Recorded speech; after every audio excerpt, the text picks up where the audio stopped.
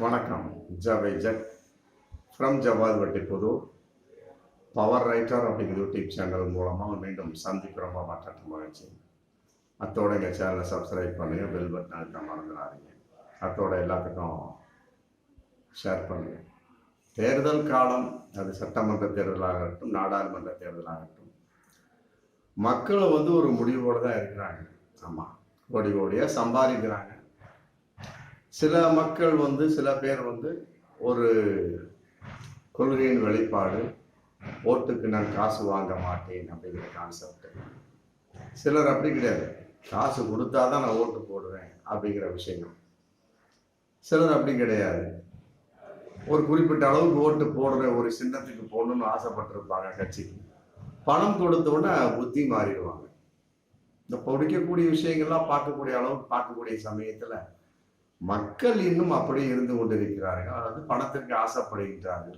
ஒரு குறிப்பிட்ட மக்கள் அப்படிங்கிற ஒரு விஷயம். எல்லாரும் எல்லா வேட்பாளரும் பணம் கொடுத்து விடுவதில்லை. குறிப்பிட்ட ஏரியாவில் பார்த்தாலுமே கூட ஒரு அதுலேயே ஒரு குறிப்பிட்ட மக்களை நோக்கி தான் பணம் பட்டுவாடா செய்யப்படும். எல்லா மக்கள்கிட்டையும் அந்த ஓட்டுக்காக பணம் கொடுத்து விட முடியாது. அதுக்குன்னு ஒரு செலெக்ஷன் பண்ணி வச்சுக்கிறாங்க, ஒரு தனிப்பட்ட ஒரு ஏரியா. அதில் தான் பணத்தை கொடுத்து ஓட்டை விலைக்கு வாங்கக்கூடிய ஒரு விஷயம் எல்லா கட்சியிலையுமே உண்டு. அது பறந்து தெரிந்த ஒரு விஷயமா தான் இந்தியா அளவுக்கு இருக்கு. அதில் குறிப்பாக தமிழகத்தை இன்னைக்கு ரொம்ப ஜம்முன்னு போயிட்டு இருக்கு. ஒரு வாரம் 10 நாளைக்கு முன்னாடி தான் நயினார் நாகேந்திரனுக்கு கொண்டு செல்லப்பட்ட அந்த 4 கோடி ரூபாய் நெல்லை எக்ஸ்பிரஸ்ல கடத்தி கொண்டு செல்லப்பட்ட 4 கோடி ரூபாய் பிடிச்சாங்க. ஆமாம், கேட்டதுக்கு அது என்னுடைய பணம் இல்லை, எனக்கும் அதுக்கும் சம்பந்தம் இல்லை அப்படின்ட்டாரு. அவங்க உள்ள இருக்கிற ஆளே அதை போட்டு கொடுத்துட்டாங்க. அவங்களுக்குள்ள யார் அந்த கருப்பாடு அப்படிங்கிற கான்செப்ட் இன்னைக்கு போயிட்டு இருக்கு. கேட்டதுக்கு நயினார் நாகேந்திரன் ஒரு 2-3 நாளைக்கு முன்னால அந்த நபர் யார் என்று எனக்கு தெரிந்து விட்டது அப்படிங்கிற மாதிரி ஒரு பேட்டி கொடுத்துருந்தாங்க. தேர்தல் முடிவிட்டு பிறகு நான் பார்த்து கொள்கின்றேன் அப்படிங்கிற கான்செப்ட் இந்த மாதிரி போட்டு கொடுத்த வகையில் இப்ப சமீபத்தில் 2 நாளைக்கு முன்னாடி நாமக்கல் டு திருச்சியில அதிமுக வேட்பாளருக்காக கொண்டு செல்லப்பட்ட ஒரு 5 கோடி பணம், அதுல 1 கோடி தான் பிடிச்சிருக்காங்க. 4 கோடி பிடிக்க முடியல. அது மிகப்பெரிய சினிமாத்தனமான ஒரு போராட்டமா தேர்தல் பறக்கும் படை கொடுத்திருக்காங்க. அப்பதான் ஒரு 2-3 நாளைக்கு முன்னாடி பேசிட்டு போறாரு. நாமக்கல் திருச்செங்கோட்டில் எடப்பாடி பிரச்சாரம் பண்ணிட்டு போறாரு. அப்புறம் அதுக்கு தகுந்த மாதிரி அமௌண்ட்டை பாஸ் பண்ணுவீங்க. ஆல்ரெடி எந்த ஒரு வேட்பாளருக்கும் சரி நான் பணம் தர மாட்டேன் அப்படின்னு சொன்னார். அப்புறம் அதுக்கு பின்னால் வேட்பாளரே கிடைக்கல, என்ன பண்ண முடியும்? அதுக்கு தகுந்த மாதிரி ஒரு அமௌண்ட்டை கொடுத்து தான் ஆகணும். அதன் அடிப்படையில் ஒவ்வொரு தொகுதிக்கு பாஸ் ஆகிட்டு தான் இருக்குது. ஏதோ ஃபோன் போட்டு சில நபர்கள் போட்டு கொடுக்கக்கூடிய வகையில், மற்றபடி ஒரு தகவல் வரக்கூடிய வகையில், மற்றபடி இவர்களாக பிடித்த மாதிரிலாம் சொல்லக்கூடிய அமைப்பில் பெரிய விஷயம்லாம் சொல்ல முடியாது. தேர்தல் படை லவக்கென்று பிடித்தது அப்படிங்கிற மாதிரிலாம் ஒன்றும் கிடையாது. அந்த மாதிரி பார்க்குற சமயத்தை எல்லாத்தையும் செக் பண்ணிட்டு இருக்கவும் முடியாது. சந்தேகத்தின் அடிப்படையில் செக் பண்ணுவாங்க, அது பெரும்பாலும் இருக்காது. மற்றபடி ஃபோன் காலில் போட்டு கொடுக்கக்கூடிய நபர்கள் இருக்காங்களே, ஒவ்வொரு கட்சியிலையுமே உண்டு. ஆமாம், அதன் அடிப்படையில் நாமக்கல் டு திருச்சி ஒரு 5 கோடி ரூபா தள்ளிட்டு போயிருக்கிறாங்க. அதிமுகவோட குறிப்பிட்ட பரஞ்சோதி அப்படிங்கிற மாவட்ட செயலாளர் கொடுப்பாருக்காங்க. அவர் அங்கேருந்து பிரிச்சு கொடுப்பாரு போல இருக்கு. இது எப்படியோ ஒரு தகவல் கொடுத்தாச்சு.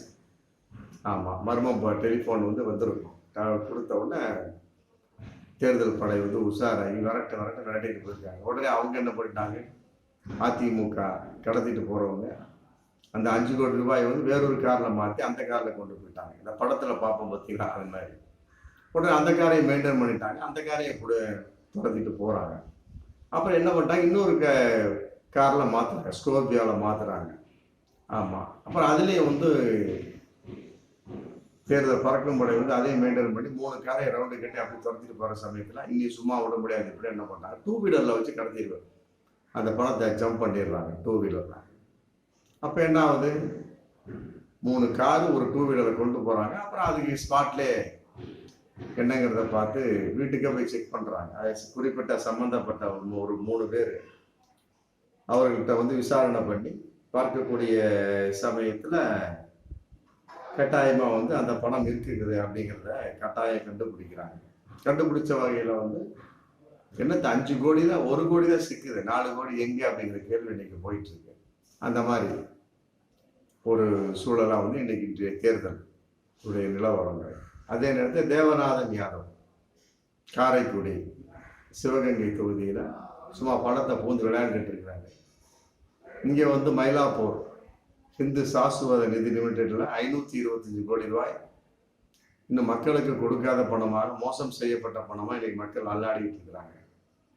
அதன் அடிப்படையில் அவரெல்லாம் கண்டுக்காம அங்கே பூந்து விளையாண்டு இருக்கிறாரு. அடுத்ததான் சொல்லக்கூடிய சமயத்தில் ரொம்ப எதிர்பார்க்காத ஒரு விஷயமாக நடந்துட்டு இருக்கிறது தேனி தொகுதி. அவருக்கு எதிர்பாராத விஷயமா வந்து பாஜக கொடுக்கப்பட்ட ஒரு தொகுதி டிடிவி தினகரனுக்கு இன்னைக்கு வந்து 100 கோடிக்கு மேலே பதுக்கி வைக்கப்பட்டு அவர் வந்து அங்கே ஃபுல்லாக பயங்கரமாக பண்ணிட்டு இருக்கிறார் அப்படிங்கிற ஒரு தகவல் இன்னைக்கு போயிட்டு கிராமத்துக்கு கிராமம் வந்து 5 to 10 lakhs கொடுத்து நிர்வாகிகளுக்கு தனி காசு கேட்டால் வந்து சமூக நலக்கூடங்கள் அமைக்கிறதுக்கு, மற்றபடி கோயில் கட்ட நான் கொடுத்துட்ருக்கேன் அப்படிங்கிற மாதிரி ஒரு செய்தி. இவர் மேலே வந்து ஐடி இடி சம்மந்தப்பட்ட வழக்கு நிறைய இருக்கு, சிபி வழக்குகளோட இருக்கு. இருந்தாலுமே கூட தன்னை காப்பாற்றிக் கொள்ள வேண்டுவதற்கு பாஜகவோட வலுக்கட்டாயமான கூட்டணி அமைச்சு எப்படி 2 சீட்டு, அவர் கேட்டது 1 சீட்டு தான், 2 சீட்டு கொடுத்தாங்க. கொடுத்த வகையில் எனக்கு தேனி தொகுதியில் 100 கோடிக்கு மேலே அமௌண்ட் பெருசாக பரவிட்டு இருக்குது. அதே நேரத்தில் தேனியில் வந்து ஃபுல்லாக அவருடைய சமூகம் தான். ஆமாம், தினகரனுடைய சமூகத்தை வந்து ஏகப்பட்ட பேர். ஆனால் அதிமுக பொறுத்தவரை அதிமுக சம்பந்த எடப்பாடி பிரிவில் வந்து நாயுடு சமூகத்தை சேர்ந்தவங்களை வந்து ஒரு வேட்பாளரை நிற்க வச்சிருக்கிறாங்க. அதனால் வந்து மிகப்பெரிய ஒரு எதிர்பார்ப்பு இன்மை, மற்றபடி வந்து தோல்வி வர அதிமுக வாய்ப்பு இருக்கு அப்படிங்கிற மாதிரி ஒரு தகவல் போயிட்டு இருக்கு. டிடிவியை பொறுத்தவரை ஜெயிச்சார்னா பணத்தால் ஜெயிச்சார், அவருடைய சமூகத்தால் ஜெயிச்சார் அப்படிங்கிற மாதிரி தான் இருந்துட்டு இருக்கு. அதுலேயும் வந்து டிடிவி சம்மந்தப்பட்ட வகையில் அதிமுகவை வளைச்சு போட்டார் எடப்பாடி பிரிவை ஒரு அமௌண்ட்டை கொடுத்து. ஏன்னா அங்கேயே வந்து எடப்பாடி ஏகப்பட்ட எதிர்ப்பு தான் இன்னைக்கு இருந்துகிட்டு இருக்கு. பசும்பொன் முத்து ராமலிங்க தேவர் இந்த ஜெயந்தி சம்பந்தப்பட்ட விழாவெல்லாம் கூட அன்னைக்கு வந்து எடப்பாடிக்கு வந்து அதிமுகவாக இருந்தாலுமே கூட எடப்பாடிக்கு அங்கே எதிர்பார்த்தா இருந்துகிட்டு இருந்தாங்க. அந்த எதிர்ப்பை வந்து இன்னைக்கு டிடிவி வந்து பயன்படுத்தி அமௌண்ட்டை கொடுத்து, மற்றபடி வந்து மிகப்பெரிய வேலை அதிமுக காரரா எடப்பாடி பிரிவா, ஆமாம் அதுக்கு வேலை செய்யக்கூடாது, எங்களுக்கு வேலை செய்யுங்க, எங்களுக்கு ஓட்டு போடுங்க அப்படிங்கிற சொல்லக்கூடிய சமயத்தில் பணத்துக்கு பணம், சமூக ஒற்றுமைன்னு ஒன்று வந்துடுது இல்லையா? அப்போ அதிமுக தேனி மாவட்டம் மண்ணை கவ்வும் அப்படிங்கிறது பகிரங்கமாக தெரியுது. இதெல்லாம் விட திமுக கான்செப்ட் தான் ஜெயிக்குமா அப்படிங்கிற ஒரு தகவல் இன்னைக்கு போயிட்டு இருந்தாலுமே கூட சமூகத்தின் ஓட்டு அங்கே அதிகமாக விட வாய்ப்பு இருக்கு, அங்கே ஜெயிக்கும் அப்படிங்கிற கான்செப்ட். இங்கே இருக்கக்கூடிய டீ கடை மளிகை கடையில் 500 நோட்டாக உழவுதான் தேனியில், அப்படி ஒரு தகவல் இன்னைக்கு போயிட்டு. தேனியில் எல்லாமே 500 நோட்டாக ஒரு 2 வாரத்துக்கு முன்னால் வந்து எல்லாத்துக்கும் காசே இல்லாமல் இருந்தது. இன்னைக்கு வந்து எல்லாருக்கையும் 500 நோட்டு இருக்கு. சில்லறை கொடுக்க முடியாமல் வந்து தவித்து கொண்டிருப்பதாக ஒரு தகவல் போயிட்டு. எப்படியோங்க, அதாவது ஒரு விஷயம் முதல்ல சொன்ன மாதிரி மக்கள் வந்து மனம் மாறவில்லை. ஆமா, அவர்கள் வந்து இன்னும் பிடிவாதமாக இருந்து ஒரு காசு கொடுத்தினாதான் ஓட்டு போடுவேன் அப்படிங்கிற கான்செப்ட். அதையெல்லாம் கூட நான் முதல்ல சொன்ன மாதிரி ஒரு குறிப்பிட்ட பிரிவு இருக்கிறாங்க, காசு கொடுத்தோன்னே மனம் மாறி விடுவார்கள். இன்னும் சில பிரிவுகள் வந்து காசை வாங்க மாட்டாங்க. இன்னும் சில பேர் காசு கொடுத்தாலுமே சரி அவர் எதுக்கு போடணும் அதுதான் போடுவாங்க. அப்ப மக்கள் வந்து விரும்புகின்றார்கள், அவ்வளவுதான். காசுக்காக ஓட்டு, எப்படித்தான் ஒரு விளம்பரம் செஞ்சாலும் சரி, எப்படித்தான் ஒரு காசுக்காக ஓட்டு போடாதீங்க, ஊழல் செய்யாதீங்க, இப்படி மக்களை நோக்கி தேர்தல் ஆணையம் செய்தாலுமே கூட இன்னைக்கு வரைக்கும் பலாபலன் இல்லை அப்படிங்கிறது தான் பகிரங்கமான உண்மை. ஆமா, எல்லா கட்சிகளுமே செஞ்சுட்டு தான் இருக்காங்க. சில கட்சிகள் மாட்டிக்கொள்கின்றன, சில கட்சிகள் மறைமுகமாக செயல்படுகின்றன அப்படிங்கிறது தான் பகிரங்கமான உண்மை. பொதுவாக வந்து மக்கள் வந்து மனம் மாறணும், ஓட்டுக்கு நான் காசு வாங்குவதில்லை அப்படின்னு மனம் மாறணும். அதே நேரத்தில் இன்னொரு விஷயம் இருக்கு.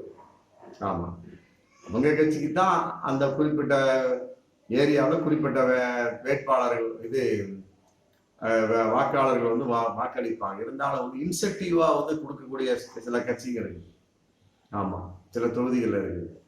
ஏன்னாப்பா நம்ம ஆள் தான்ப்பா அவரு, நமக்கு தான் ஓட்டு பாருந்தா அப்படி காசு, அந்த மாதிரி வந்து ஓட்டை சிதற விடாமல் இருப்பதற்காகவும் நமக்கு தான் இந்த வாக்காளர் ஓட்டு போடுவார் தெரிந்து வேண்டுமென்றே பணத்தை செலவு செய்து அவரை தம் பக்கம் இழுத்து மனம் மாறாமல் இருக்க வைப்பதற்காகவும் சில முயற்சி நடந்து விட்டுதான் இருந்திருக்கு. அந்த அளவுக்கு இன்னைக்கு நிலைமை இந்த ஒரு வாரத்து ரொம்ப பயங்கரமா இருக்கும். தமிழ்நாடு ஃபுல்லா ஏகப்பட்ட பணம் அப்படி புழங்கிட்டு இருக்கும். அது பாஜக பணமா, அதிமுக பணமா, திமுக பணமா சொல்ல முடியாது. எப்படியோ மக்கள் ஒரு 2-3 வாரத்துக்கு அவங்க கையில் 500 நோட்டா புழங்க வாய்ப்பு இருக்கு அப்படிங்கிறது பகிரங்கமான உண்மை. நம்ம மனம் மாறவிட்டால் கட்டாயமாக அதோட ரிசல்ட்டும் மாறிவிடும்.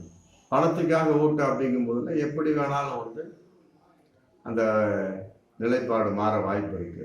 அதை தடுக்க வேண்டும் என்று சொல்ல மக்களாகிய நாம் தான் மனம் மாறி பணம் வாங்குவதில்லை, என் விருப்பம் தான் ஓட்டு உரிமை அப்படிங்கிற ஒரு விஷயத்துக்கு வரக்கூடிய காலம் இனி வருமா?